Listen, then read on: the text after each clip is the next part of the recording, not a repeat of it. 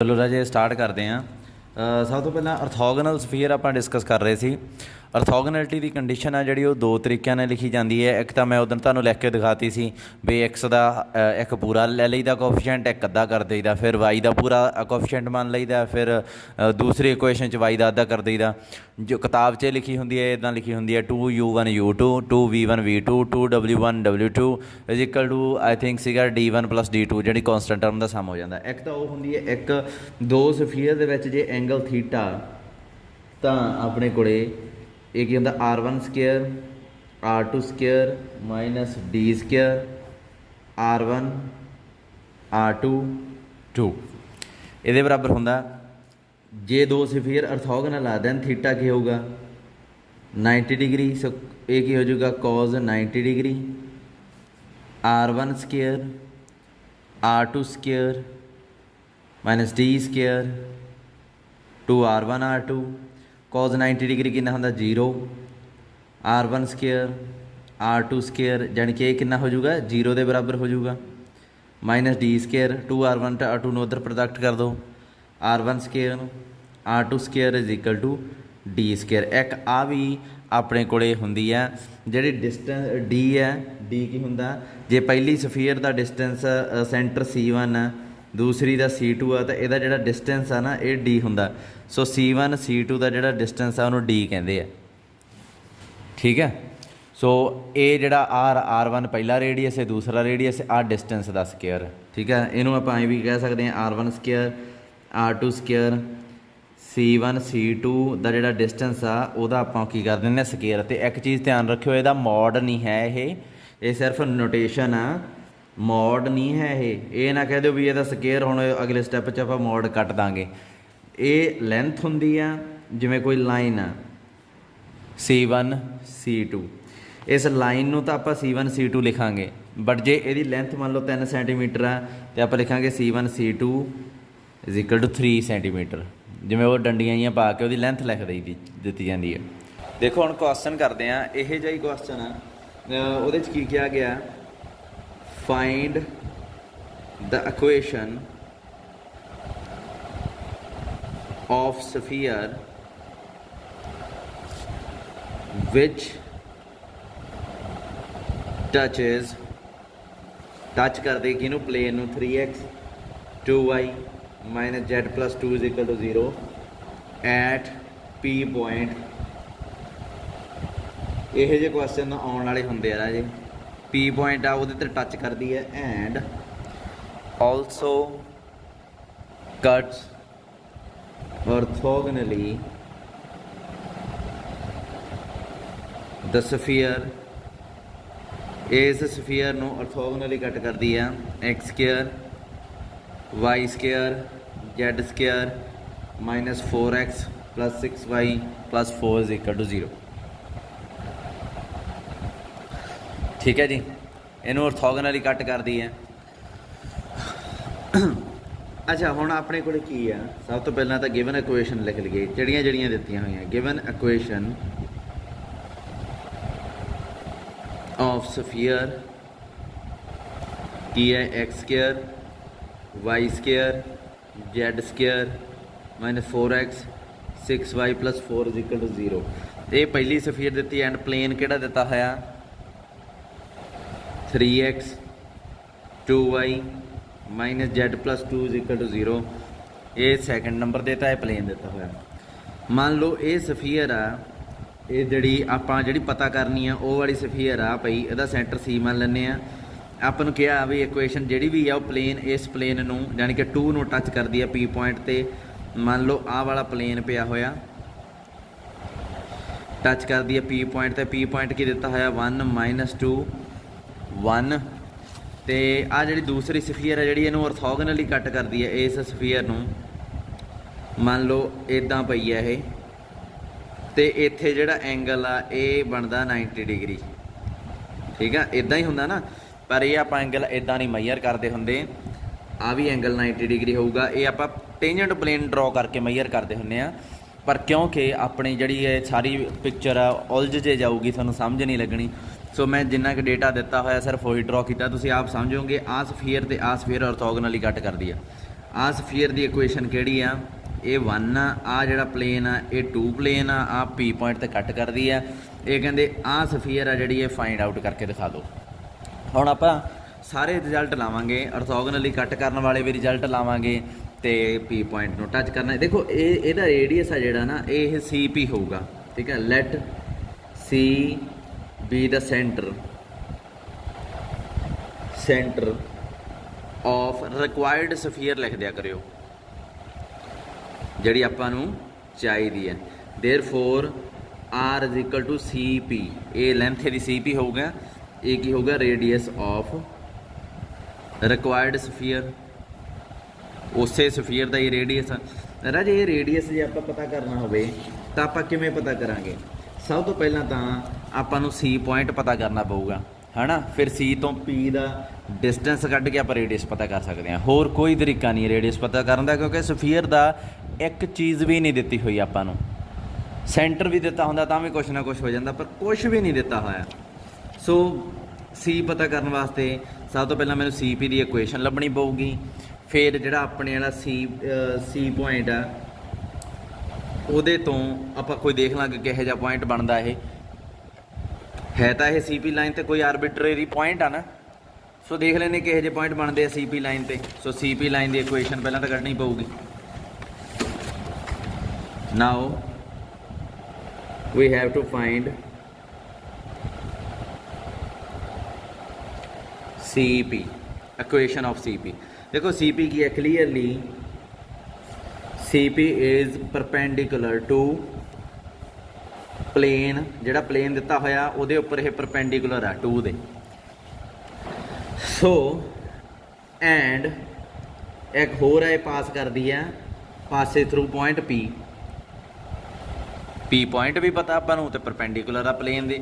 ਦੇਅਰਫੋਰ direction ratios of C P are ਕਿਹੜੀਆਂ ਹੋਣਗੀਆਂ? Plain ਤੇ ਨਾਰਮਲ ਦੀਆਂ ਡਾਇਰੈਕਸ਼ਨ ਰੇਸ਼ੋਜ਼ ਕਿੱਥੇ ਪਈਆਂ ਹੁੰਦੀਆਂ? ਆ ਪਈਆਂ। ਸੋ ਇਹ ਹੈਗੀ ਆ 3 2 -1, ਇਹ ਨਾਰਮਲ ਹੋਣ ਕਰਕੇ ਸੀ ਪੀ ਇਹਦੀਆਂ ਡਾਇਰੈਕਸ਼ਨ ਰੇਸ਼ੋਜ਼ ਇਹ ਬਣ ਗਈਆਂ। ਦੇਅਰਫੋਰ ਇਕੁਏਸ਼ਨ ਆਫ ਸੀ ਪੀ ਕੀ ਬਣ ਗਈ? x ਮਾਈਨਸ ਪੀ ਪੁਆਇੰਟ 'ਚ ਪਾਸ ਕਰਦੀ ਹੈ। ਪੀ ਪੁਆਇੰਟ ਕਿਹੜਾ ਵਾ? 1 - 2 1, ਇਸ ਪੁਆਇੰਟ 'ਚ ਪਾਸ ਕਰਦੀ। So x - 1/3 is equal to y + 2/2 z - 1/-1। So ਇਹ ਪੁਆਇੰਟ ਆ ਗਿਆ। ਇਹਨੂੰ ਆਪਾਂ ਮੰਨ ਲੈਂਦੇ ਹਾਂ k। x ਦੀ ਵੈਲਿਊ ਕੀ ਆਊਗੀ ਇੱਥੋਂ? 3k + 1, y ਦੀ ਵੈਲਿਊ ਕੀ ਆਊਗੀ? 2k - 2, z ਦੀ ਵੈਲਿਊ ਕੀ ਆਊਗੀ? -k + 1। So any point on C P ਕਿਹੋ ਜਿਹਾ ਬਣ ਗਿਆ? ਕੋਈ ਵੀ ਪੁਆਇੰਟ 3k + 1, x ਦੀ ਵੈਲਿਊ, y ਦੀ ਵੈਲਿਊ 2k - 2 -k + 1। ਸੋ ਕੋਈ ਵੀ ਪੁਆਇੰਟ ਸੀ ਪੀ ਲਾਈਨ ਦੇ ਉੱਪਰ ਇਹੋ ਜਿਹਾ ਹੋਊਗਾ। ਸੋ ਲੈਟ ਸੀ ਬੀ, ਸੀ ਨੂੰ ਕੁਛ ਮੰਨ ਲੈਂਦੇ ਆ, ਕੀ ਮੰਨੀਏ? 3t + 1 ਇਹੋ ਜਿਹਾ ਮੰਨ ਲਈਏ, 2t - 2 ਮੰਨ ਲਓ k ਦੀ ਜਗ੍ਹਾ ਤੇ। ਕੋਈ ਵੀ ਪੁਆਇੰਟ ਇਹੋ ਜਿਹਾ ਜਿਹੜਾ ਉਹ ਸੀ ਤੇ ਲਾਈ ਕਰਦਾ, t ਕੋਈ ਰੀਅਲ ਨੰਬਰ ਹੋਣਾ ਚਾਹੀਦਾ, ਠੀਕ ਹੈ। ਸੋ ਆਪਾਂ ਤੁਸੀਂ k ਇਹ ਪੁਆਇੰਟ ਸੇਮ ਡਿਟੋ ਵੀ ਮੰਨ ਸਕਦੇ ਸੀਗੇ, ਕਿਸੇ ਨੇ ਗਲਤ ਨਹੀਂ ਸੀ ਕਰਨਾ। ਮੈਂ ਜਾਣ ਕੇ t ਮੰਨਿਆ, ਮੈਂ ਮੰਨਿਆ c ਆ ਜਿਹੜਾ ਇਹ ਆ। ਉਹ ਕੋਈ ਵੀ ਪੁਆਇੰਟ ਇਹੋ ਜਿਹਾ ਬਣਦਾ, ਪਰ c ਆ ਜਿਹੜਾ ਉਹ ਇਹੋ ਜਿਹਾ ਬਣਦਾ, k ਦੀ ਜਗ੍ਹਾ ਤੇ t ਲੈ ਲਈ, ਠੀਕ ਆ। ਨਾਓ ਸੀ ਪੀ ਜਿਹੜਾ ਕਿ ਰੇਡੀਅਸ ਆ ਉਹਦੀ ਲੈਂਥ ਕਿਵੇਂ ਮੈਜ਼ਰ ਕਰਾਂਗੇ? ਸੀ ਤੋਂ ਪੀ ਦਾ ਡਿਸਟੈਂਸ ਕੀ ਆਊਗਾ? 3t + 1, ਇਹਦੇ ਚੋਂ ਘਟਾਵਾਂਗੇ ਕੀ? ਆਹ ਵਾਲਾ 1 ਕਰ ਦਾਂਗੇ ਸਕੇਅਰ।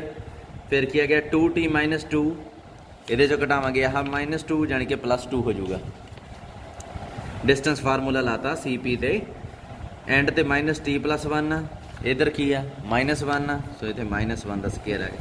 ਇਹਨੂੰ ਜਦੋਂ ਸੋਲਵ ਕਰੋਗੇ ਇਹ ਤੁਹਾਡਾ ਬਣ ਜਾਊਗਾ 14t²। 14t ਆ ਤੁਹਾਡਾ ਆਨਸਰ ਆ ਗਿਆ। ਇਹ ਤੁਹਾਡਾ ਰੇਡੀਅਸ ਆ ਕਿਹਦਾ? ਜਿਹੜੀ ਸਫੀਅਰ ਤੁਸੀਂ ਪਤਾ ਕਰਨੀ ਹੈ। ਆਹ ਸੀ ਪੀ ਇਹ ਆ ਗਿਆ √14t। ਰਾਜੇ ਹੁਣ ਇੱਕ ਚੀਜ਼ ਆ, ਇਹਦਾ ਰੇਡੀਅਸ ਤਾਂ ਆਪਾਂ ਨੂੰ ਪਤਾ ਲੱਗ ਗਿਆ, ਸੈਂਟਰ ਵੀ ਪਤਾ ਲੱਗ ਗਿਆ। ਕੀ ਹੈ ਸੈਂਟਰ? ਕੀ ਹੈ ਸੈਂਟਰ? ਆ ਪਿਆ ਬੇਸ਼ੱਕ ਟੀ 'ਚ ਆ, ਤੇ ਰੇਡੀਅਸ ਵੀ ਕਾਹਦੇ 'ਚ ਆ? टी च। सो सेंटर ते रेडियस आपां नूं दोवें पता लग गए, दोवें किहदे च आ, टी च आ। हुण जिहड़ी दूसरी सफीयर आ ਉਹਦੀ ਗੱਲ करिए आपां, मतलब ਇਹਦਾ रेडियस पता लग गया क्योंकि ऑर्थोगोनैलिटी की मैं कंडीशन तुहानूं अज आउंदे सारी पहलां यही दसी आ भी वो ऑर्थोगोनैलिटी की कंडीशन लाउण वास्ते आपां नूं दोवां सफीयर का की चाहिए, रेडियस ते सेंटर तो सेंटर का डिस्टेंस। सो एक सफीयर का जिहड़ी सफीयर आपां पता करनी आ ਉਹਦਾ रेडियस भी पता लग गया, ठीक है, ਉਹਦਾ सेंटर C1 भी पता लग गया, R1 भी पता लग गया, C1 भी पता लग गया। हुण R2 ते C2 कड्डो, यानी कि दूसरी सफीयर का सेंटर ते रेडियस। सो ये तो सीधा ही पता लग जाना किवें, आपां दिता होया। नाउ सेंटर सी की जगह ते C डैश ले लो ऑफ 1 इज जिहड़ी सफीयर दिती हुई आ ਉਹਦਾ सेंटर, ਇਹਦਾ सेंटर की है दिसी जाता C, इनू C डैश मान लिया मैं, ये हैगा 2 -3 0, ठीक है। एंड रेडियस की है, रेडियस R डैश की मनांगे, पहला तो यदा स्केयर कर लेदा 4 9 0 का स्केयर 0 माइनस कॉन्सटेंट टर्म घटा दी दी है 4, ये आ गया 10 आ जाऊगा। सो रेडियस भी पता लग गया, ठीक है। नाउ एज गिवन दैट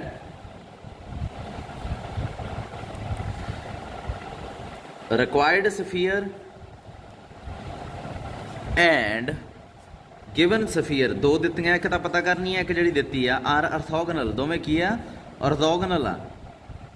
ਇਹਦਾ मतलब की होगा कि सी पी ਜਿਹੜਾ ਜਾਂ मान लो आर स्केयर आ ਤੇ आर डैश का स्केयर आ, वो किहदे बराबर होगा, सी ते सी डैश डिस्टेंस का ਜਿਹੜਾ स्केयर के बराबर। ऑर्थोगोनैलिटी की आर डैश लाना सी, ऑर्थोगोनैलिटी की डेफिनेशन लाती। हुण आर स्केयर की आऊगा, आर स्केयर वो तो सीधा ही है, आपां नूं पता ही है की आया होया वा। ये आपां नूं ध्यान देना पैना, आर स्केयर क्या है इन्होंने, रेडियस ऑफ स्फीयर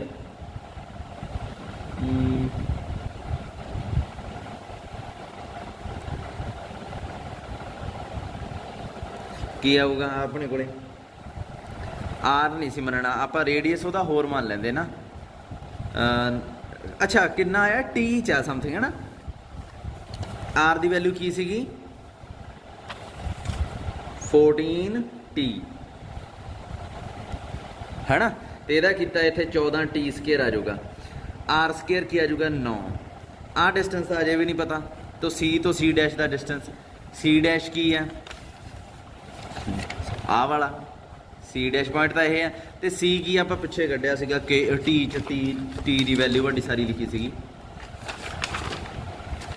की सीगा ये 3t + 1 2t - 2 -t + 1 ये तो ये डिस्टेंस कट के वह स्केयर कर देना आप की आऊगा 3t + 1 ते 2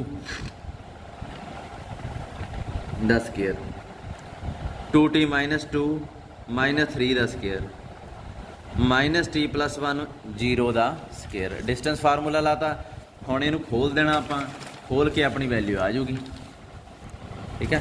सो इनू खोल दो, सिंपलीफाई करो, स्केयरिंग बोथ साइड करो, स्केयर ना अंडर रूट तो कट्टिया ही गया, अंदर सारा स्केयर च बनूगा, ये भी स्केयर च, अल्टीमेटली ये चीज़ तुहाडी बन जानी है आर की एक ही वैल्यू आऊगी, आर सॉरी अपने को टी लई है, टी की एक ही वैल्यू आऊगी -3/2, ये वैल्यू तुसी आप कढ़नी है। अगले स्टैप च ये चक के वैल्यू तुसी ये भर देनी है सेंटर च ते रेडियस च। So centre of required sphere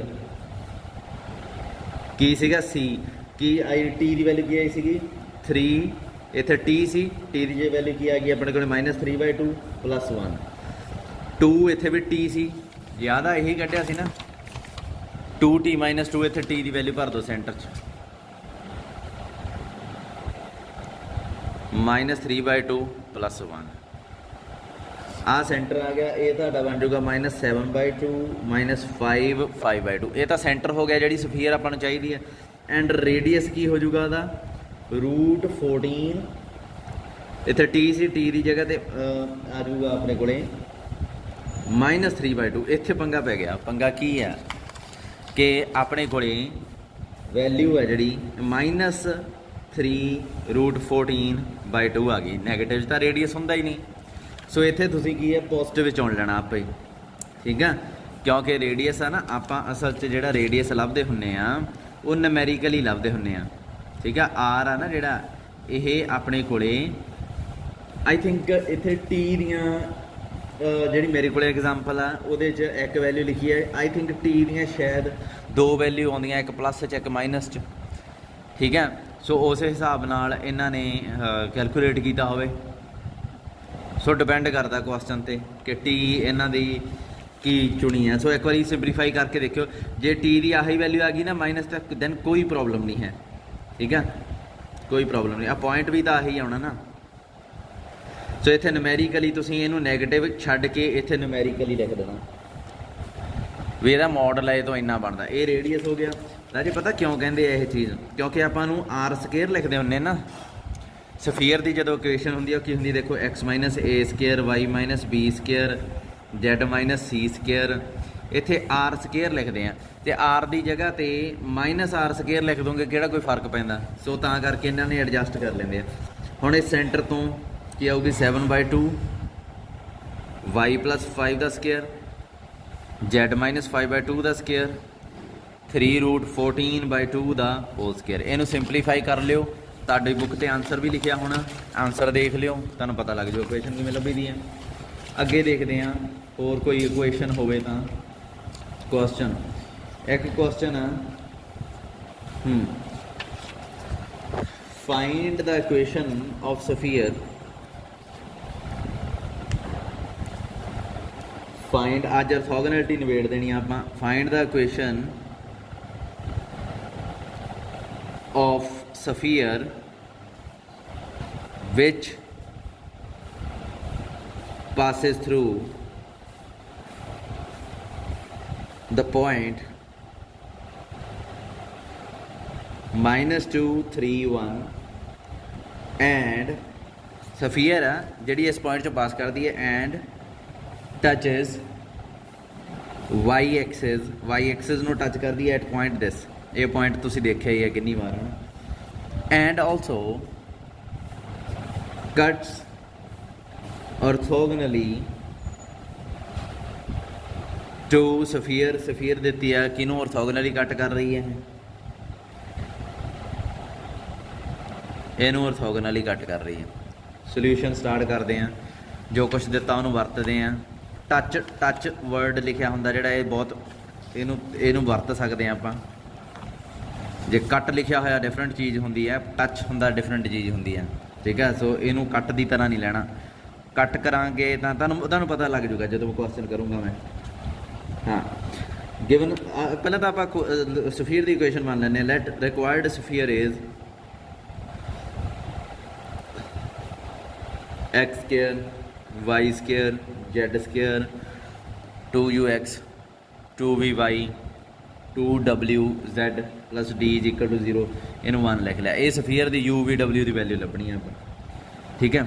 it passes through, ਕਿਹਦੇ 'ਚੋਂ ਪਾਸ ਕਰਦੀ ਹੈ ਇਹ ਰਾਜੇ? ਹੁਣ ਤੁਹਾਡੇ ਦਿਮਾਗ 'ਚ ਆਊਗਾ ਵੀ ਪਿਛਲੇ ਤਾਂ ਸਰ ਆਪਾਂ ਆਹੀ ਕੁਛ ਮੰਨਿਆ, ਐਂ ਸਫੀਅਰ ਮੰਨੀ ਨਹੀਂ। ਪਿਛਲਾ ਕੁਐਸਚਨ ਵੀ ਆਪਾਂ ਸਫੀਅਰ ਹੀ ਲੱਭਣੇ ਸੀ, ਹੁਣ ਵੀ ਆਪਾਂ ਸਫੀਅਰ ਹੀ ਲੱਭੀ ਆ।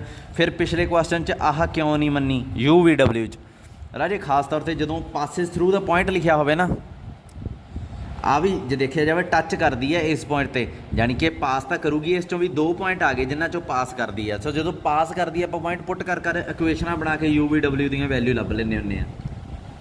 ਸੋ ਇੱਥੇ u v w ਵਾਲੀ ਲੈਣੀ ਹੁੰਦੀ ਹੈ, ਖਾਸ ਤੌਰ 'ਤੇ ਜਦੋਂ ਪੁਆਇੰਟ ਪਾਸ ਕਰਨ ਵਾਲੇ ਹੋਣ। Passes through -2, 3, 1। ਦੇਖੋ ਜਦੋਂ ਇਸ ਪੁਆਇੰਟ ਨੂੰ ਮੈਂ ਇਸ ਸਫੀਅਰ 'ਚ ਹੁਣ ਪੁੱਟ ਕਰੂੰਗਾ ਤਾਂ ਆਪਣੇ ਕੋਲ ਇੱਕ ਇਕੁਏਸ਼ਨ ਬਣੂਗੀ। ਉਹ ਇਕੁਏਸ਼ਨ ਤੁਸੀਂ ਆਪੇ ਕੈਲਕੂਲੇਟ ਕਰਨੀ ਆ। ਮੈਂ ਇੱਥੇ ਜਿਹੜੀ ਕੀਤੀ ਪਈ ਆ ਉਹ ਤੋਂ ਕਰਕੇ ਸਿੱਧੀ ਲਿਖਣ ਲੱਗਾ 4u 6v 2w + d - 14।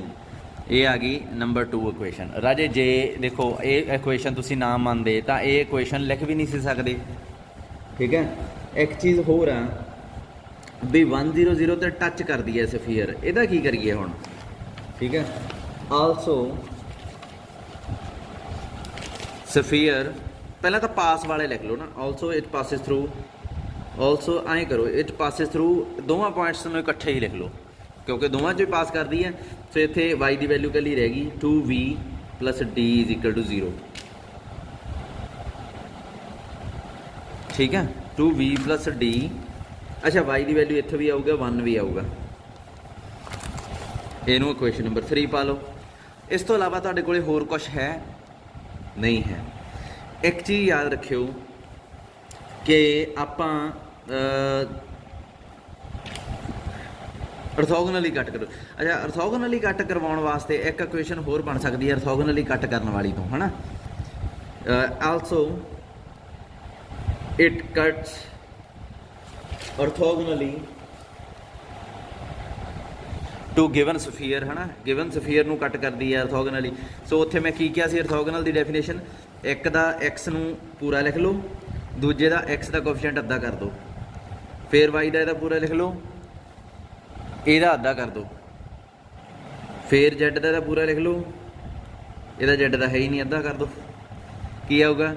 d plus ਕੌਂਸਟੈਂਟ term ਇਹਦੇ 'ਚ ਕੀ ਹੈ 5। ਸੋ ਇਹ ਆ ਗਈ 2u 8v d ਪਲੱਸ 5, ਇਹ ਆ ਗਈ 4। 1 ਨਾ 1 ਨਹੀਂ, 2 ਤੋਂ ਸ਼ੁਰੂ, ਇੱਕ ਆਹ ਇਕੁਏਸ਼ਨ ਆ ਗਈ, ਇੱਕ ਆਹ ਇਕੁਏਸ਼ਨ ਆ ਗਈ, ਇੱਕ ਆਹ ਇਕੁਏਸ਼ਨ ਆ ਗਈ। ਇਹ ਤਾਂ ਆ ਗਈਆਂ ਆਪਣੇ ਕੋਲ 3 ਇਕੁਏਸ਼ਨਾਂ।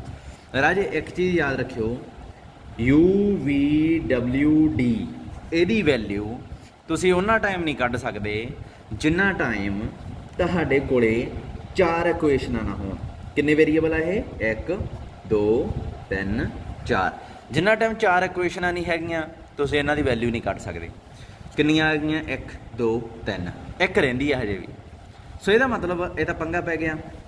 ਕਿਹੜੀ ਚੀਜ਼ ਆ ਜਿਹੜੀ ਹਜੇ ਆਪਾਂ ਵਰਤੀ ਨਹੀਂ ਹੈ? ਆ ਵੀ ਵਰਤ ਲਈ, ਆ ਵੀ ਵਰਤ ਲਈ, ਆ ਵੀ ਵਰਤ ਲਈ, ਆ ਨਹੀਂ ਵਰਤੀ। ਵੀ ਇਹ ਟੱਚ ਕਰਦੀ ਆ ਵਾਈ ਐਕਸਿਸ ਨੂੰ ਕਿੱਥੇ? ਇਸ ਪੁਆਇੰਟ 'ਤੇ। ਇਹ ਪੁਆਇੰਟ 'ਚੋਂ ਤਾਂ ਪਾਸ ਕਰਵਾਤੀ, ਪਰ ਜੇ ਇਹ ਪੁਆਇੰਟ ਨਾ ਦਿੱਤਾ ਹੁੰਦਾ, ਮੰਨ ਲਓ ਕੀ ਰਹਿ ਜਾਣਾ ਸੀ ਆਪਣੇ ਕੋਲੇ? ਟੱਚਿਸ ਐਟ ਵਾਈ ਐਕਸਿਸ। ਇਹ ਇਕੱਲੀ ਵੀ ਆਪਣੇ ਆਪ 'ਚ ਇੱਕ ਕੰਡੀਸ਼ਨ ਬਣਾਉਂਦੀ ਹੈ, ਭਾਵੇਂ ਇਹ ਪੁਆਇੰਟ ਨਾ ਹੀ ਦਿੱਤਾ ਹੁੰਦਾ। ਟੱਚਿਸ ਐਟ ਵਾਈ ਐਕਸਿਸ, ਟੱਚ ਕਰਨ ਦਾ ਕੀ ਮਤਲਬ ਹੁੰਦਾ? ਸਫੀਅਰ ਟੱਚ ਕਦੋਂ ਕਰਦੀ ਹੈ? x ਵਾਈ ਐਕਸਿਸ ਤੇ ਵਾਈ ਐਕਸਿਸ ਦੀ ਇਕੁਏਸ਼ਨ ਦੱਸੋ ਪਹਿਲਾਂ ਤਾਂ ਕੀ ਹੁੰਦੀ ਹੈ? ਉਹਦੇ ਤੇ x ਦੀ ਵੈਲਿਊ 0 ਆਉਂਦੀ ਹੁੰਦੀ ਹੈ, ਹਮੇਸ਼ਾ z ਦੀ ਵੈਲਿਊ 0 ਆਉਂਦੀ ਹੁੰਦੀ ਹੈ। ਸੋ ਪੁਆਇੰਟ ਆਫ ਇੰਟਰਸੈਕਸ਼ਨ ਕਿਵੇਂ ਲੱਭਦੇ ਹੁੰਦੇ ਆਪਾਂ? Since it touches Y axis. ਹੁਣ ਦੇਖੋ ਮੈਂ ਇੱਥੇ ਉਸ ਪੁਆਇੰਟ ਦਾ ਜ਼ਿਕਰ ਵੀ ਨਹੀਂ ਕੀਤਾ, 0 1 0 ਵਾਲੇ ਪੁਆਇੰਟ ਦਾ ਜ਼ਿਕਰ ਵੀ ਨਹੀਂ ਕੀਤਾ। x 0 y z 0 ਲਿਖ ਲਿਆ। ਜੇ ਨਾ ਦਿੱਤਾ ਹੁੰਦਾ ਤਾਂ ਵੀ ਆਹ ਪ੍ਰੋਸੀਜਰ ਆਈ ਚੱਲਣਾ ਸੀ। ਦੇਅਰਫੋਰ ਇਹ ਪੁਆਇੰਟ ਦੀ ਸਫੀਅਰ ਨਾਲ ਇੰਟਰਸੈਕਸ਼ਨ ਕੱਢੋ। ਇਹਦੇ ਨਾਲ ਕਿਵੇਂ ਕੱਢੋਗੇ? x 0 ਕਰ ਦਿਓ, z ਵੀ 0 ਕਰ ਦਿਓ। ਕੀ ਆਊਗਾ? y² 2vy + d = 0। ਇਸ ਤੋਂ ਬਿਨਾਂ ਹੋਰ ਕੁਛ ਨਹੀਂ ਆਊਗਾ। ਪਰ y ਦੀਆਂ ਕਿੰਨੀਆਂ ਵੈਲਿਊ ਆ ਰਹੀਆਂ? y ਦੀਆਂ ਕਿੰਨੀਆਂ ਵੈਲਿਊ ਆ ਰਹੀਆਂ? 1। ਕਿਉਂ? ਕਿਉਂਕਿ ਉਹ ਸਫੀਅਰ ਆਈ ਪਈ ਆ, ਆ ਵਾਈ ਐਕਸਿਸ ਨੂੰ ਟੱਚ ਕਰ ਗਈ। ਸੋ ਇੱਥੇ ਆਪਣੇ ਕੋਲੇ ਸਿੰਗਲ ਪੁਆਇੰਟ ਆ ਰਿਹਾ। ਜੇ y ਦੀਆਂ 2 ਵੈਲਿਊ ਆ ਜਾਂਦੀਆਂ ਤਾਂ ਸਫੀਅਰ ਕਿਵੇਂ ਹੋਣੀ ਸੀਗੀਆਂ? ਫਿਰ ਪੁਆਇੰਟ ਦੇਖੋ y ਦੀ ਜੇ ਇੱਥੇ 2 ਵੈਲਿਊ ਆ ਜਾਂਦੀ, ਮੰਨ ਲਓ ਆ ਵਿੱਚ ਨਾ ਸ਼ਾਮਿਲ ਕਰਿਓ, ਇੱਥੇ y ਦੀ 1 ਵੈਲਿਊ ਆ ਜਾਂਦੀ, ਤੁਹਾਡੀ 2, 1 ਆ ਜਾਂਦੀ 3, ਫਿਰ 2 ਪੁਆਇੰਟ ਆ ਜਾਣੇ ਸੀ। ਕਿਹੜੇ ਕਿਹੜੇ? 0 0, z ਤਾਂ 0 0 ਹੀ ਚੁਣਿਆ ਹੋਇਆ ਤੁਸੀਂ। ਇੱਥੇ y 2 ਲਾਉਣਾ ਸੀ, ਇੱਥੇ y 3 ਲਾਉਣਾ ਸੀ। ਸੋ 2 ਕਾਮਨ ਪੁਆਇੰਟ ਆ ਗਏ ਸੀ। ਫਿਰ ਤੁਹਾਡੀ ਸਫੀਅਰ ਆਈ ਨਹੀਂ ਸੀ ਪਈ ਹੋਣੀ। ਇੱਥੇ 0 2 0, ਇੱਥੇ 0 3 0। ਫਿਰ ਇਹ ਟੱਚ ਥੋੜੀ ਕਰਨਾ ਹੋਇਆ, ਇਹ ਤਾਂ ਕੱਟ ਕਰਨਾ ਹੋਇਆ। ਸੋ ਇਹਦਾ ਮਤਲਬ y ਦੀਆਂ 2 ਵੈਲਿਊ ਮਿਲਣੀਆਂ ਹੀ ਨਹੀਂ, y ਦੀ 1 ਵੈਲਿਊ ਮਿਲੂਗੀ। ਸਮਝੇ? ਜਦੋਂ y ਦੀ 1 ਵੈਲਿਊ ਮਿਲੂਗੀ ਇਹਦਾ ਮਤਲਬ ਤਾਂ ਟੱਚ ਕਰਦੀ ਆ। ਸੋ y ਦੀ 1 ਵੈਲਿਊ, ਡਿਗਰੀ ਤਾਂ ਇਹਦੀ 2 ਆ ਦੇਖੋ। ਸੋ ਰੂਟ ਤਾਂ 2 ਆਉਣੇ ਚਾਹੀਦੇ ਸੀ। 1 ਰੂਟ ਕਦੋਂ ਆਉਂਦਾ ਹੁੰਦਾ? ਸੋ ਇਹਨੂੰ ਲਿਖ ਲੈਂਦੇ 4 ਨਹੀਂ, 4 ਪਹਿਲਾਂ ਲਿਖ ਲਿਆ I think. 5 equation 5 has equal roots. ਜਦੋਂ ਇਕੁਅਲ ਰੂਟਸ ਹੋਣਗੇ 1। ਇਫ ਐਂਡ ਓਨਲੀ ਇਫ ਕਦੋਂ ਹੁੰਦੇ? ਜਦੋਂ b² ਕੁਛ 1 ਹੁੰਦਾ ਨਹੀਂ ਹੋਣਾ ਸੀ ਇੱਥੇ। ਜਦੋਂ b² -4ac ਕੀ ਹੋਵੇ? = 0। ਯਾਨੀ ਕਿ b² = ਕੀ ਹੋਵੇ? d ਦੇ ਬਰਾਬਰ। आ गई तुहाडी चौथी इक्वेशन। मैं तुहानूं कहा सी ना भी 4 इक्वेशनां चाहीदियां हुंदियां, एक तो आ हो गई, एक आ हो गई, एक आ हो गई, 3, चौथी आ हो गई। ये बिना हल नहीं सी कर सकते तुसीं, ठीक है। हुण देखो इन्हां नूं वरतना किवें आ, जिवें इत्थे डी की वैल्यू भरदा की है वो, उधर देखो v², सो की आऊगा 2v प्लस d+1 लिखिया होया ना, d की जगह ते v², बाकी सारी सेम। हुण v दीयां 2 वैल्यू आउणगीआं, इत्थे 2 नहीं मैनूं लगदा 1 ही आऊगी। ये बन गया v+1 का होल स्केयर बन गया, v की एक वैल्यू आ गई -1, ये चक के इत्थे भर दो, d की आ जाऊगा -1 का स्केयर, ये आ गया 1। सो v ते d की वैल्यू पता लग गई। हुण इहदी वैल्यू चक के इन्हां च भरो, इहदी तो वैल्यू पता लग गई, v ते d इत्थे भरो, v ते d की वैल्यू, u की भी आ जाऊगी 2u + 8v की है -1, d की है 1 5, ये आ जाऊगा 6 14 7, u आ जाऊगी आई थिंक 7 आ जाऊगी, है ना 7 आ गई। हुण ये u v ते d ये भर दो, w आ जाऊगी, w आई थिंक तुहाडी आई हुई है 19/2। सो u v w d पता लग गया। जदों पता लग गए ये तुसीं चक के इस इक्वेशन च भर देने, इत्थे u की वैल्यू भर देनी है, इत्थे v की वैल्यू भर देनी है, इत्थे w की वैल्यू भर देनी है, इत्थे d की वैल्यू भर देनी है, तुहाडा रिक्वायर्ड आंसर आ गया, ठीक है। सो इस तरीके नाल आपां ऑर्थोगोनैलिटी नाल भी हल कर सकते हैं। एक राजे बहुत इंपॉर्टेंट है, ये मैनूं जित्थों तक याद है तुहाडी किताब च भी ये शायद एग्जाम्पल ही होगी। ये कहते two spheres of radii, radius ही कहते होंगे इहनूं, radii R1 and R2 cuts orthogonally, एक दूजे ने ऑर्थोगोनली कट कर दियां, दोवां दा रेडियस आ। प्रूव दैट द रेडियस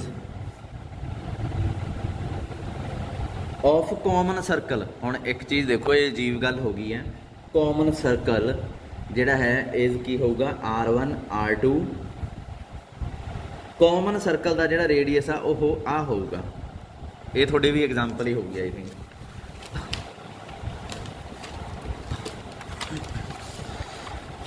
सारी एक चीज़ देखो, जदों सफीयर तुसीं मींह बारिश च जदों देखोगे, मींह पैंदा देखते हैं, कदे ना दो बुलबुले आ जिहड़े वो एक दूजे नाल जुड़े हुए देखियो, वो इस तरीके नाल जुड़े हुंदे आ, जिवें आह फिर आह, इत्थे एक ना चक्कर जिहा बनया हुंदा विच बरीकी नाल, देखियो कदे वो एक दूजे नाल जुड़े होण। ये जिहड़ा कॉमन सर्कल है इहदी गल कर रहे हैं, कहंदे ये सफीयर जुड़ गई, ये सफीयर जुड़ गई, इत्थे जिहड़ा कॉमन सर्कल बन गया उहदा रेडियस है ना जिहड़ा वो आ हुंदा। बस आ क्वेश्चन सफीयर का यदा रेडियस पहली का की है R1, दूसरी का की है R2, बस दैट्स इट। हुण आपां की करना, देखो इत्थे मैं एक सफीयर मनन लगा, पहले तो कॉमन सर्कल मनन लगा। हुण तुसीं कहोगे सर ये कि कॉमन सर्कल इहो जिहा क्यों मन लिया? Let the common circle be आ अपने कोले सर्कल की इक्वेशन है। तुसीं कहोगे सर अज तक तो तुसीं कही गए हो सफीयर ते प्लेन कट के सर्कल बनाउंदे हुंदे, ये तो कुछ होर ही करता। देखो इहदे च जे देखे जाए ये कई क्वेश्चनां च ऐं करते आ, ते तुसीं भी थोड़ा जिहा इहनूं ध्यान नाल ही चलना। जिवें कल्ला इहनूं ड्रॉ करूँ 2 डायमेंशन च तो की बनूगा, ये चक्कर बनूगा जिहदा रेडियस की है ए आ एक्स एक्सिस आ वाई एक्सिस आ। पर जदों राजे आ जिधर नूं पेन खड़ा सीधा इस डायरैक्शन च, तुहाडे फोन वाल दी डायरैक्शन च जेड एक्सिस होऊगा, तो जदों मैं इहनूं इधर आउण दी डायमेंशन की हुंदी है, डायमेंशन हुंदी इंडिपेंडेंस, मतलब मूव करन दी आज़ादी। हुण जदों आ जिहड़ा कल्ला कल्ला पॉइंट इहदी बाउंडरी ते पिया, जिहड़ा कि सर्कल बना रहा, जदों इहनूं मैं जेड एक्सिस वाल नूं मूव करन दी आज़ादी देती तो ये की बनाऊगा, इहने आए मूव हो जाना। हुण मैं ये दिखा तां सकदा नहीं टेढ़े लोट, ठीक है, ये एक सिलेंडर जिहा बन जूगा, एक पाइप, तो जेड एक्सिस हुण जिवें पेन खड़ा, ये इस पेन की डायरैक्शन वाल नूं आऊगा, ये सिलेंडर पर क्योंकि मेरा पेज लेट में रोट आ तो मैं दिखा नहीं सकता। तुसीं ये इमैजिन कर लो भी पैन आए खड़ा है, तुहाडा फोन आ जिहड़ा तुहाडा फोन इत्थे फड़िया होया मेरे हत्थ की जगह ते, तो ये पाइप आए उपर वाल नूं चढ़ जूगा तो ये नीचे वाल नूं भी जाऊगा तो मुक्कूगा कित्थे, किते भी नहीं मुक्कना ये तो इनफिनिटी तक जाऊगा पाइप, एंडलैस पाइप। पर इन्होंने कटता, ये कहते ऐं करो जेड की वैल्यू नहीं असीं वधाउणी घटाउणी, असीं तां जेड की वैल्यू 0 रखनी आ, मतलब इत्थे टकाई रखना इहनूं, फिर नहीं है किते वधूगा क्योंकि इहनूं आज़ादी नहीं दित्ती मूव करन दी। जेड 0 रख ली, जे जेड 1 रख दे तां इत्थे जेड की वैल्यू इत्थे पैन दे अध जे ते जाके ये पाइप ਵੱਡਾ हो जाना सी, ਵੱਡਾ हो जाना सी, इत्थे अध ते जाके कट्टिया जाना सीगा। फिर ये चक्कर इत्थे घवणना सी, हवा च लटकिया होया, हवा च लटकिया होना सीगा फिर ये पाइप, जे जेड की वैल्यू 1 होंदी, पाइप नहीं सर्कल इत्थे, क्योंकि हाइट देती ना आपां नूं सर्कल की किन्नी का, जेड इक्वल टू 1। तुसीं कहोगे सर फिर ये नीचे वाले पाइप का की होया, देखो जे मैं इत्थे लिखा जेड 0 तो 1 फिर यह पाइप ही बनूगा निक्का जिहा एडा जिवें आह वा, ये ऐं खड़वें लोट पाइप बनूगा।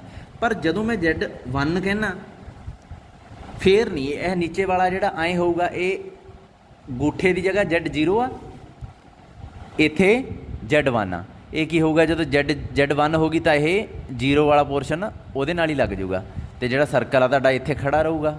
ठीक है, इस पॉइंट ते हवा च जदों मैं जेड 0 तो 1 कहना, इसदा मतलब जेड ये मूव हो सकता इदा इदा, सो ये पाइप फिर एडा होऊगा पर 1 तो उत्ते नहीं जा सकता। सो इंडिपेंडेंस डिसाइड करदा। जे तुसीं कहंदे हो सर नहीं सानू समझ नहीं लगती, फिर तुसीं करना x² y² जेड की जगह ते 0² is equal to a² comma पा के आही लिख लिया। हुण तुसीं कहोगे आ की है, मैं कहूँगा 0 का स्केयर आपां लिख सकते हैं, की फर्क पैंदा।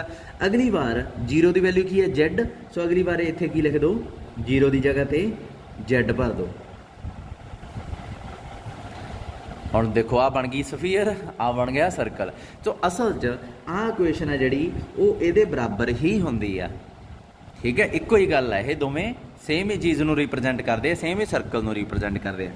हुण तुसीं कहोगे सर सानूं तां दसो भी सर्कल आ जिहड़ा तुसीं चुनिया इहदा सेंटर की है, ਇਹਦਾ सेंटर 0 0 बनता है ना, जे ऊँ भी दिसी जाता इत्थे आह वाला सर्कल पिया इत्थे बनता हा 0 0 जेड तक क्योंकि 0 ही दी हुई है, एक्स वाई वाला जिहड़ा पोर्शन 0 सेंटर नूं, सो ये 0 0 वाला तुसीं चुन लिया। तो ये स्पैशल जिहा क्यों चुनिया, इस तो इलावा कोई होर सर्कल क्यों नहीं सी चुन सकते? राजे चुन सकते सी, जिहड़ा मर्जी सर्कल चुन सकते सी, बहुत वड्डा सर्कल बन सकता सी इत्थे इक्वेशन। पर मैं की करना सीगा, ट्रांसफॉर्मेशन ऑफ एक्सिस नाल रोटेट कर देना सीगा, रोटेट करके इक्वेशन नूं सिंपल करके आही सर्कल बना लेना सीगा। सो ये जैनुअन आ, ये वाला सर्कल चुनना। ट्रांसफॉर्मेशन ऑफ एक्सिस जो आप अपलाई करते थे तो अपने को नवीं इक्वेशन जी आती होंगी सी, वो बहुत छोटी जी होंगी थी, सिंपल जी इक्वेशन बन जाती सी। ट्रांसफॉर्मेशन वाला कंसैप्ट यही है भी बहुत वड्डियां वड्डियां इक्वेशन जिहड़ियां लिखण च एड्डियां एड्डियां लगदियां, उन्हां नूं सिंपल करके लिखना।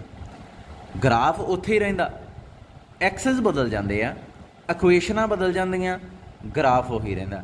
जिवें इहनूं ड्रॉ करोगे, जिवें ट्रांसफर करता सेंटर आ एक्स एक्सिस इधर नूं घुमाता, वाई एक्सिस इधर, जेड एक्सिस, सर्कल यही बनना, पोजीशन यही आ, इक्वेशन होर तरह की दिसन लग जूगी, एक्सिस घूम जाएंगे बट सर्कल जो ड्रॉ करोगे वो उत्थे ही पिया होगा। यही है transformation of axis. So circle तुहानूं पता लग गया कि की है। ठीक है, आपां जिहड़ा हैगा अपना हैगा कॉमन सर्कल, ये सर्कल आ जिहड़ा देखो, ये सर्कल आ सफीयर है ना जिहड़ी, जे इहनूं एक्सटेंड करके देखना होवे इधर नूं लंघदी आ, आ सफीयर जे डॉट नाल एक्सटेंड करनी होवे तां इधर नूं लंघदी, वैसे लंघदी नहीं हुंदी। बुलबुलियां दी मैं तुहानूं एग्जाम्पल दित्ती आ, बलूनस दी दित्ती आ, जां ओह कह लो मींह दे जिहड़े बनदे रहिंदे आ बुलबुले, उन्हां दी एग्जाम्पल दित्ती है। वो नहीं गांह वधदे, वो रुके पए हुंदे आ ना एक दूजे च फस के। पर सपोज करो ये अगे वध जे ते ये भी अगे वध जे, ते आ सर्कल आ जिहड़ा देखो ये दोहां सफीयर दे उत्ते नहीं पिया। मैं एक सफीयर नूं अगे वधाउण लगा, मान लो आ इत्थों आके इत्थे वध गई, आ वाली पहली R2 वाली दूजी नूं पहली, ते आ सर्कल उत्ते पिया, ते ये सर्कल तां R2 वाली सफीयर दे उत्ते पिया। तो सेम ही सेंस ज मैं इहनूं भी अगे वधा लिया सफीयर नूं दूजी नूं, ये सर्कल तां उहदे ते भी पिया। सो अपनी जिहड़ी आ दो सफीरां, दोहां दी इक्वेशन आपां नूं पता नहीं, पर आपां नूं ये पता भी दोवें इस सर्कल चों पास करदियां।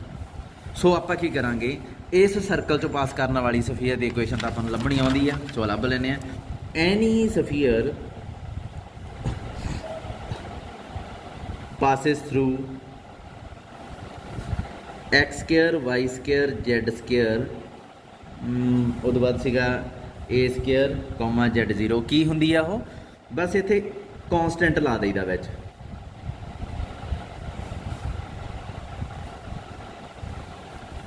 ठीक है जी। सिमिलरली सैकेंड इक्वेशन किहड़ी है कॉन्सटेंट बदल देंगे X square Y square Z square minus A square उमें आ जाऊगा कॉन्सटेंट इत्थे के टू कर देने दोवें सफीयर पता लग गई दोवें एक दूजे नूं ऑर्थोगोनली कट कर दियां पता की करना हुण प्रॉब्लम तो यह भी पता की करा पता मैं करना ए radius of that circle radius की है आ देखो इतों रेडियस नहीं पता लग रहा x square Y square centre की है इतों सर्कल का 0 0 रेडियस की है ए बेशक इतने जेड जीरो होने करके आप आए लिखांगे सेंटर पर रेडियस तो ए ही रहना ना पाइप आ ना पाइप पाइप तो उन्ना चौड़ा ही रहना जितों मर्जी वढ़ लो वो तो ए ही रहना सो ए की वैल्यू पता करनी है आप सो ऑर्थोगोनैलिटी वाला रिजल्ट लगा देने की आऊगा सब तो पहला कुछ ये सफीयर की इक्वेशन आ जी की कैलकुलेट करूँगी पहला तो रेडियस कैलकुलेट करना पैना ऑर्थोगोनैलिटी वाली कंडीशन जो सीधी लाते तो कोई प्रॉब्लम आनी सी कटदा ऑर्थोगोनल पहले तो K1 K2 ही नहीं पता अपन है ना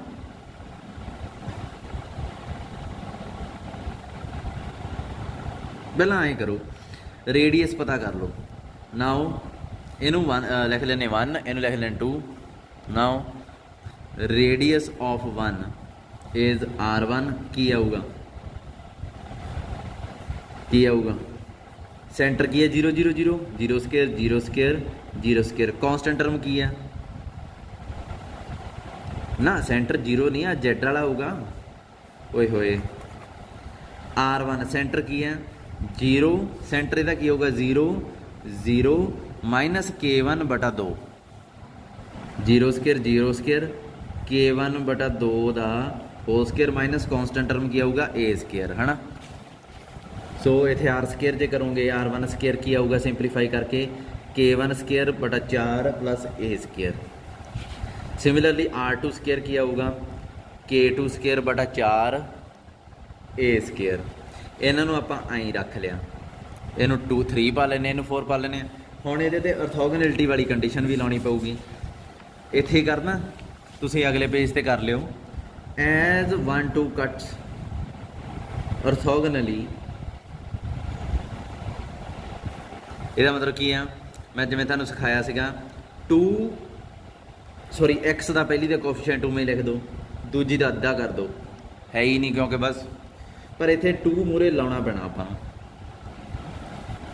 वो फार्मूला जाना जिहड़ा वैसे तो कोई एडी गल भी नहीं है चलो ला लो फिर 0 0 वाई का कोफिशिएंट 0 0 जैड का कोफिशिएंट एदा उमें ला दो दूजा अद्धा कर दो हुण दूजे पासे की है दोवें कॉन्स्टेंट टर्म तो ऐड करनियां की आऊगा -2 ए स्केयर है ना तो इत्थे इनू सिंपलीफाई करते हैं K1 K2 की जिहड़ी प्रोडक्ट आ -4 A2 का होल स्केयर होगी तो आ चीज़ अपने को आ चुकी है हुण एक काम आपां नूं करना पैना जे आपां इत्थों K1 K2 स्केयर की वैल्यू कढ लईए की आऊगा R1 square minus A square uh 4 Moore product हो जाऊगा ये आ जाऊगा K1 स्केयर है ना इत्थे सेम तरीके नाल K2 की value कढ low 4R2 square minus A square एक K2 स्केयर की वैल्यू आ गई ठीक है आ जिहड़ा इहदी स्केयरिंग कर दो बोथ साइड तो K1 स्केयर तो K2 स्केयर की वैल्यू भर देंगे स्केयरिंग करो ये आ जाऊगा K1 स्केयर K2 स्केयर 16 ए स्केयर है ना स्केयरिंग करके आ गया हुण K1 स्केयर की आ वैल्यू भर दो ये होगा 4R1 square minus A square 4R2 square minus A square इत्थे क्या आ जाऊगा 16 ए स्केयर 4 ना 4 चुक 16 16 ना 16 कट्टिया गया इत्थों हुण सिंपलीफाई करना आपां की आऊगा R1 R2 square minus A square R1 square R2 square तो इत्थे ए दी इत्थे इत्थे गड़बड़ तो नहीं हुई हाँ गड़बड़ हुई है क्योंकि 4 आनी सी पावर A4 आ जाऊगा, तो इत्थे भी A माइनस ए स्केयर कढ़िया A4 आ जाऊगा, ये कट्टिया गया। इत्थों A स्केयर की वैल्यू कढ़ लो, इधर की रह गया 0, A स्केयर की वैल्यू कढ़ी तो तुहाडे कोल आ जाऊगी R1 square R2 square R1 square plus R2 square. हुण इहदा अंडर रूट कर दो। ए कदे भी नैगेटिव नहीं हो सकता क्योंकि ये रेडियस है ना, जो नैगेटिव आता आप पॉजिटिव चूज कर लें आप ही, पर इत्थे तो फिलहाल आप पॉजिटिव चूज कर ही सकते हैं। आ तुहाडी रेडियस की वैल्यू आ गई। सो कॉमन सर्कल का रेडियस ये होंदा। ऑर्थोगोनैलिटी वाला टॉपिक मेरे वालों डन आ। हुण आपां अगे शुरू करांगे राजे इंटरनली एक्सटर्नली किवें टच करदी हुंदी है स्फीयर। ये सर्कल वाला टॉपिक है जिहड़ा उहनूं चक्को, तुहानूं आपे पता लग जूगा जदों भी कोई सफीयर। मैं तुहानूं इत्थे एक क्वेश्चन करके दिखा देना, थोड़ा जिहा वड्डा लैक्चर ले जाने आ। दो सफीयर आ, X square Y square Z square is equal to 25 given spheres are. एक तो आ दिती हुई सीधा सोल्यूशन ही स्टार्ट करता, एंड दूसरी सफीयर आ जी X square Y square Z square minus 24x minus 40y minus 18z plus 225 equal to 0। ये दूसरी सफीयर आ गई। दोवें ही एक दूजे नूं टच कर दियाँ, आप शो करना to prove 1 and 2 touch externally जरा जे सर्कल च कीता होया तुसीं ये फाइंड पॉइंट ऑफ कंटैक्ट, मतलब ये बाहरों टच कर दियाँ इस तरीके नाल। अंदरों किवें टच करती हुंदी सफीयर इस तरीके नाल, ठीक है। आपां केस आ डिस्कस करना, ਇਹਦੇ ਵਰਗੀ ਤੁਸੀਂ एग्जाम्पल आप ट्राई कर लियो, जे ना आई मैं तो पूछ लियो, गल खत्म, ठीक है। सो आप मानते हैं पहले तो आ सफीयर नूं मनीए किहड़ी आ। आ सफीयर का सेंटर ते रेडियस की है, सेंटर तो दिसी जाता 0 0 0 ही है, तो रेडियस भी दिसी जाता 25, ਇਹਦਾ अंडर रूट कर लो 5। सो सेंटर आ पॉइंट है जिथे टच कर दियाँ, ठीक है। सेंटर ਇਹਦਾ 5 ही आऊगा, सॉरी रेडियस। अच्छा तो यदी गल करिए जे ਇਹਦਾ सी डैश सेंटर की आंदा 12 20 9, तो रेडियस आ जिहड़ा ਇਹਦਾ कैलकुलेट करांगे जदों 144 400 तो 81 माइनस 225 ये बन जाऊगा आई थिंक 20। तुसीं कैलकुलेट कर लियो, कोई एडी प्रॉब्लम नहीं है। पर जदों भी कैलकुलेट करना नाल लिखी जाना C be the centre of that C dash is the centre of second sphere, it is clear that radius of first sphere is 5 and radius of second sphere is 20। Now we know that, वो सारी English आप विच तुसीं ला देनी है, ठीक है। We know that 2 spheres touch externally, बाहरों touch कदों करदियां होंदियां राजे, ये तो सीधा ही पता लगी जाता जदों सी डैश का डिस्टेंस है जिहड़ा ना वो की बराबर होवे C P plus P C dash के बराबर होवे। इहदा उही पता लगी जाता ना, ये चीज़ तो मेन आ। जे इहदा डिस्टेंस इहदे डिस्टेंस के सम के बराबर होवे, इत्थों ही कैलकुलेट हो जाता हुंदा, ठीक है। हुण जिवें आ इहदा सेंटर की है, मान लो सी डैश है, इहदा हैगा वड्डी दा सी, ये कितना होना चाहिए? पहला तो सी पी चों सी डैश पी कढ़ देंगे, जो बचया हो सी डैश होना चाहिए। ये इंटरनल की कंडीशन होंगी है, इंटरनल टच की। आ एक्सटर्नल टच की आप वेरीफाई करना जस्ट ही भी ये ट्रू है कि नहीं ट्रू। दिसी तो जाता ट्रू है, ऊँ ही तो पता लगी जाता ट्रू है क्लीयरली। आप कहांगे सी डैश कितना आ गया अपने को दोवां सेंटर्स का डिस्टेंस। अच्छा इत्थों ही मेजर करना हुण ये आए मेजर करना 12 चो 0, समझ लगी। ये तो पता ही है, ये चीज़ तो दिसी जाती है, बड़ा सौखा क्वेश्चन है। लो जी डिस्टेंस है ये तुहाडा ओबवियसली कितना बन जाना, ये 25 ही बन जाऊगा तुहाडा, 625 आऊगा, अंडर रूट 25 बन जाऊगा। सी पी है जिहड़ा 5 है, पी सी डैश कितना वो 20 है। सो तुसीं लिख दोगे कि सर क्लीयरली सी डैश है जिहड़ा C P plus P C dash दे आउंदे। एक एग्जाम्पल देख लियो, एक्सटर्नल टच का पता लग गया। प्रॉब्लम कित्थे आउंदी है ना, जो पॉइंट ऑफ कंटैक्ट लभना पैंदा। पॉइंट ऑफ कंटैक्ट किवें लभीदा, वो भी बहुत सौखा। किवें दो सफीयर बन गई अपने कोले, सफीयर थोड़ियां विंगियां बन जांदियां। मैं तो C डैश, ठीक है। आ पॉइंट कितना 0 0 0, आ पॉइंट कितना 12 20 9, ठीक है। आ पॉइंट पता लगना राजे, जे रेशो पता होवे तां ये पॉइंट मिनटां सैकेंडां 'च पता लग जाता। सो 5 ते 20 है ना, है ना, 20/5 लिख लो, कितना बनता 5 चौक 20, 4/1 बन गया ना। सो इनू 5 की जगह ते 1 ते 20 की जगह ते 4 तुसीं लिख सकते हो। जदों P लभना, वैसे नहीं लिख सकते, इत्थे लिखो clearly P point divide CC dash in 1:4 ratio, 1:4 ratio divide करता। सो रेशो पता होवे तो पॉइंट कढ़ सकते हैं आप किवें। सो x1 लेट P मान लो x1 y1 z1, x1 की वैल्यू की आऊगी 4 गुणा 0 1 गुणा 12 4/1। ये रेशो वाला फार्मूला ला के पॉइंट x1 y1 z1 लभ देने हैं, तो आंसर आ जाऊगा। हिंट समझ लो, पर क्वेश्चन ये कर लेना तुसीं, ठीक है। बाकी का काम कल देखते हैं, ठीक है।